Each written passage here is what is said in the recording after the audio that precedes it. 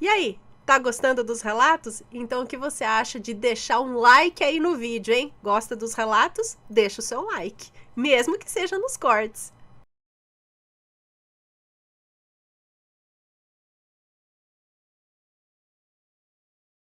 Então vamos ao primeiro relato da noite, que é este daqui. Seu desejo é uma ordem. Que medo! Vamos ver. Oi, Ana, tudo bem? Sou fulano, mas pode me chamar de fulano mesmo. Imagino que já tenha chamado no nome. Sim. Estou mandando o relato por Word, mas não sei direito se é assim que envia ou no corpo do e-mail. Peço desculpas desde já a todos os erros e se a fonte estiver ruim. Não, tá tudo ótimo, tanto faz, pode mandar anexado no Word, PDF, no corpo do e-mail também, tá? Todos os nomes já foram devidamente alterados para proteção dos envolvidos e também para seguir as regras do canal. Muito obrigada. Conheci o canal há algum tempo, outubro do ano passado, para ser mais exato, justamente por causa desse relato, o relato do meu avô por parte de pai, onde estava procurando sobre pacto e encontrei o relato O Preço da Perfeição, e mais tarde Pacto com o Diabo. E simplesmente me apaixonei pelo canal, assistindo a maior parte dos vídeos seus e do Matheus. Agora não consigo mais ler creepypasta sem ser com a sua voz. Ou ouvir Vamos Começar, sem pensar em Vamos Começar do início, com a voz do Matheus. Diferente de alguns relatos que já ouvi, ou não fiquei... diferente de alguns relatos que já ouvi, eu não fiquei relutante em mandar este. Apenas estava com preguiça de escrever, mas já falei demais, vou começar logo o relato. Esse relato se passa na década de 70, mais especificamente no ano de 1979. Meu avô, por parte de pai, que vou chamar aqui de Francisco, não era uma pessoa muito legal e foi um péssimo pai. Batia nos filhos, gastava dinheiro com cachaça, traiu minha avó na cara dura e tem filhos perdidos Brasil afora.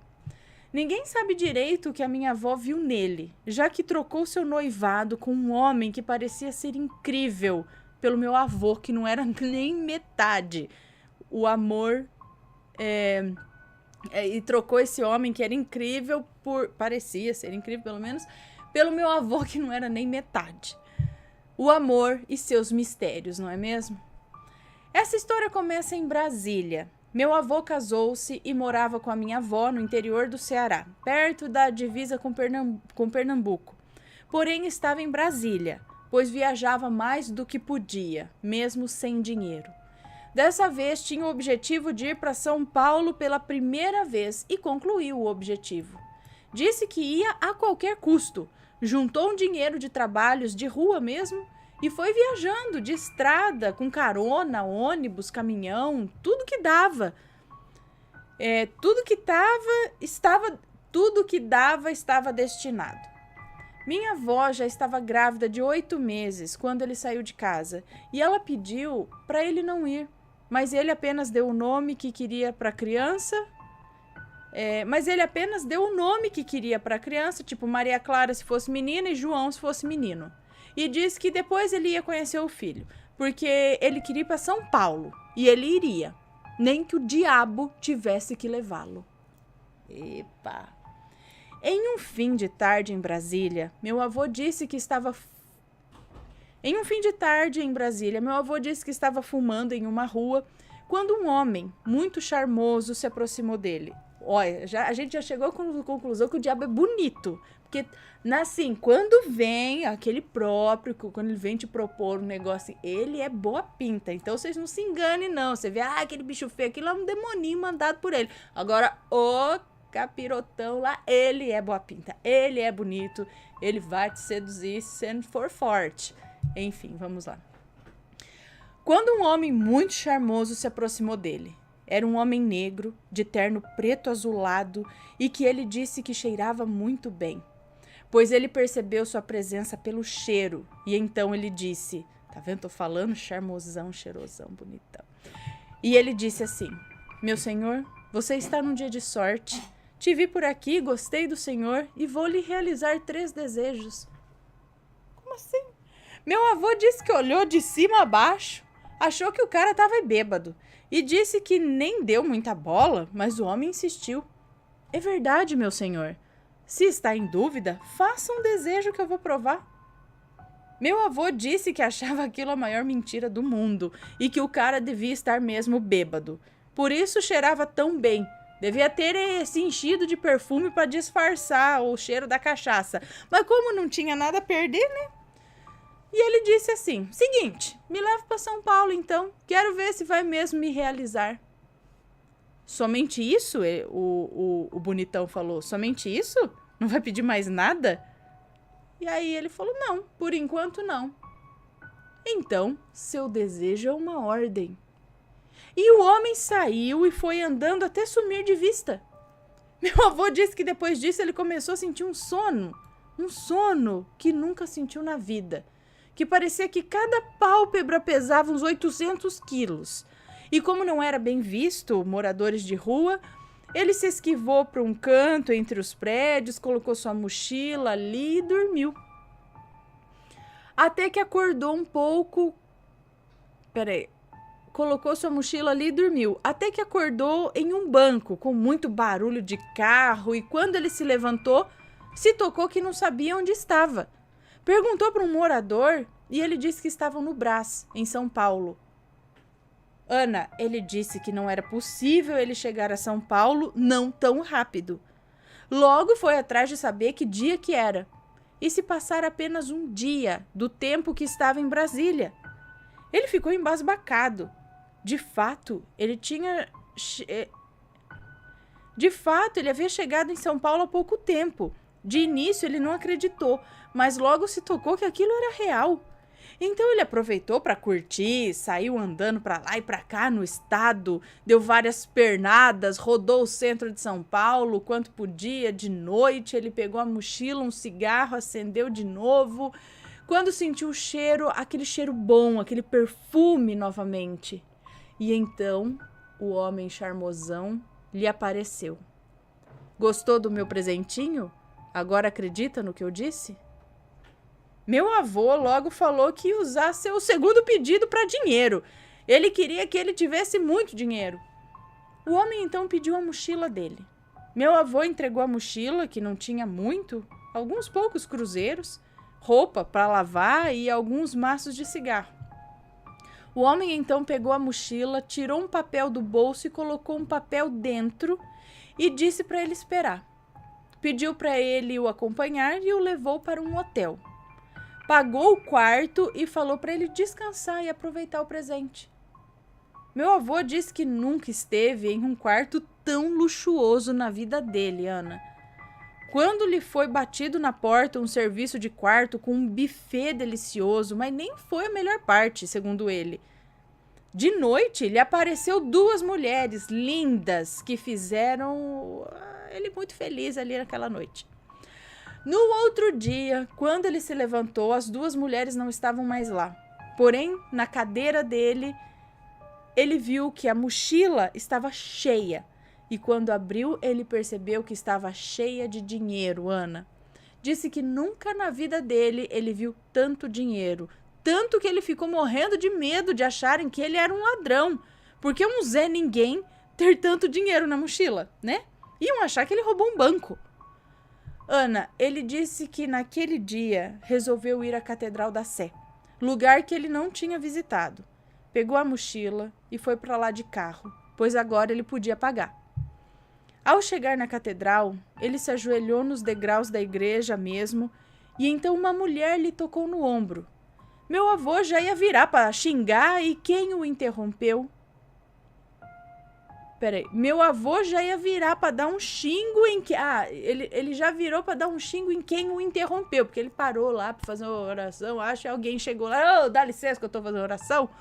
Aí no que ele virou lá para dar um xingo em quem o interrompeu, porém uma mulher lhe passava uma imponência e uma paz que ele ficou quieto. Ao olhar para ela, ele ficou quieto.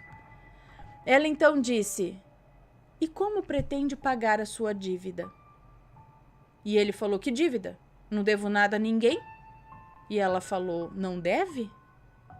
Ele disse que lembra que ela disse isso pausadamente e com uma seriedade, ao mesmo tempo em que arqueou a sobrancelha, o que lhe fez se sentir muito culpado.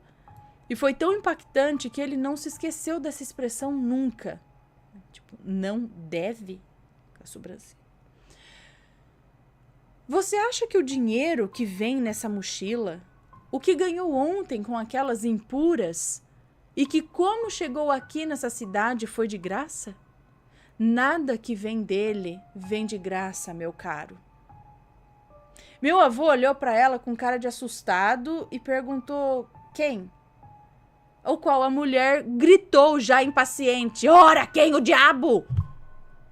Não entende, meu Deus? O diabo! Tá falando do diabo! Quem que deu tudo isso pra você? Você acha que quem que é? Ora, quem? O diabo! Ele disse que nessa hora ele gelou. Mas ao mesmo tempo ele retrucou com aquele jeito mesquinho que tinha. Ah, mas eu não pedi nada. Foi só lucro. Com isso eu posso ajudar meus filhos, minha família. Ao que a mulher respondeu. A mesma que você pensou em abandonar agora há pouco? Essa família que você quer ajudar? Ana, ele não tinha contado isso a ninguém. Ele arregalou os olhos e a mulher continuou falando. Você pode não ter perdido nada agora. Então ela colocou a mão na barriga dela e fez movimentos circulares. Mas tem certeza que ficará assim para sempre? Depois disso, a mulher sumiu. Simplesmente sumiu, no ar mesmo. Pum, sumiu, como se nunca estivesse ali. Ele então se lembrou repentinamente da esposa grávida e ficou com um peso na consciência. De noite, o homem lhe apareceu de novo, falando que estava na hora do último pedido. Mas que não precisava ser daquele jeito, que era só o meu avô trabalhar para ele, que ele teria muito mais do que 3 pedidos.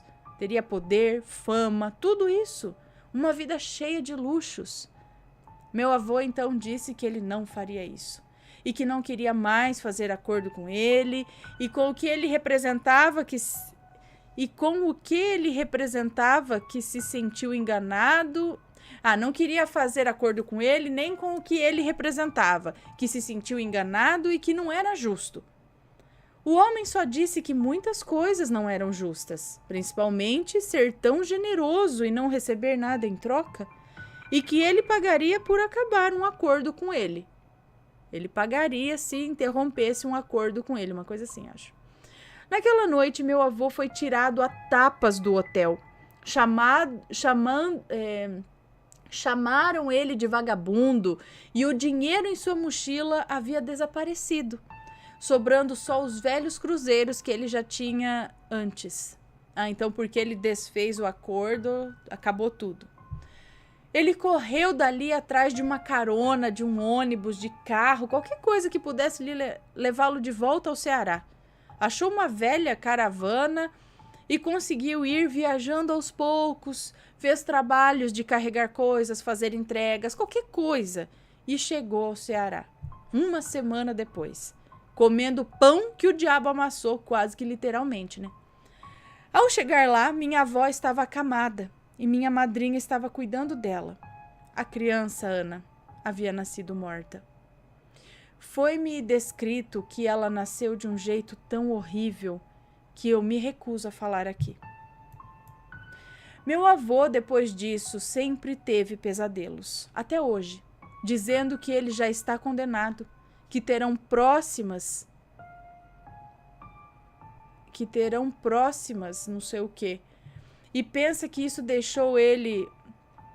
Meu avô, depois disso, sempre tem pesadelos, até hoje, dizendo que ele já está condenado, que terão próximas, não sei, que mais coisas acontecerão, acho que é isso. E pensa que isso deixou ele uma pessoa melhor? Não, ele piorou, bebeu mais, bateu mais ainda nos filhos, traiu cada vez mais minha avó, que nunca se separou dele, pois sempre disse que casamento é para a vida toda, mas via no olhar que ela era infeliz. Os filhos já chegaram a implorar para ela separar dele. Nunca deu certo. Olha essa história, meu avô disse ao seu irmão, que contou à minha madrinha e que chegou a mim. Minha avó nunca soube dessa história e acredito que seja melhor para ela. Em 2013, meu avô teve um derrame que o deixou imobilizado. Mal consegue andar direito. E ele disse que, desde então, vê na porta da casa um cachorro preto. Segundo ele, se ele sair por ali, ele vai morrer. E desde 2013, ele não passa pela porta da sala. Quando precisa levar ele para fazer exame, ele faz a gente dar uma volta imensa pela porta da cozinha, sendo que a porta da sala sai direto no portão. Não há uma pessoa que o faça passar por ali, porque ele tem certeza que ele vai morrer quando ele passar. Obrigado por ler o relato, desculpa se teve algum erro, eu sei que essa história é bem inacreditável, porém eu, com TCC e um monte de trabalho para fazer, não ia vir aqui para mentir. E mentir a troco de nada ainda. Já ouvi meu avô falando do cachorro preto e acredito sim nessa história, principalmente por causa de coisas que eu mesmo vivi. Talvez tenha ficado curto, porém estou querendo priorizar os fatos aqui. No início do relato, me referi ao meu avô como uma pessoa não muito legal. Isso porque o meu outro avô, por parte de mãe, esse sim pode se classificar como uma pessoa ruim. Não tive sorte com avós. E em breve mandarei a história dele. Só vou conversar com a minha avó, eu só vou conversar com a minha mãe para refrescar a memória e trazer tudo certinho. O relato já tem até título. Este dado pela minha própria mãe, que é O Homem que o Diabo Buscaria Pessoalmente. Spoiler, ele veio. Obrigado por ler o relato, desejo tudo de bom para você, sua família e para todos os assombrados. Beijos, um beijo para você, muito obrigada, estou esperando, já vou anotar, já tem título, então já vou anotar para ir procurando aqui, aguardando o seu relato. Ixi, tem que abrir ainda aqui minha pagininha de anotar relatos. Gente, tô falando que o diabo é sempre bonitão. Na hora que ele aparece, não espere ver uma coisa feia, não. O bicho é bonito.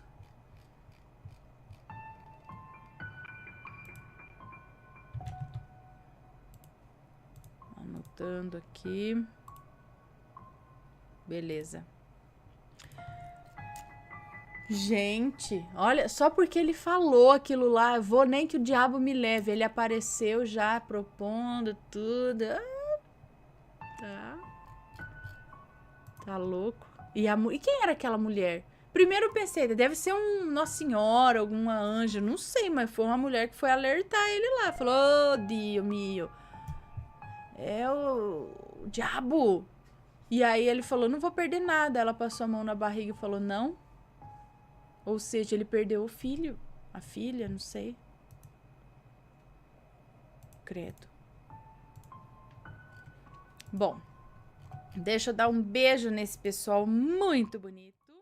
Me conta, gostou do relato? Então o que você acha de deixar um comentário aqui embaixo, sempre com respeito, por favor. Além do like, é claro.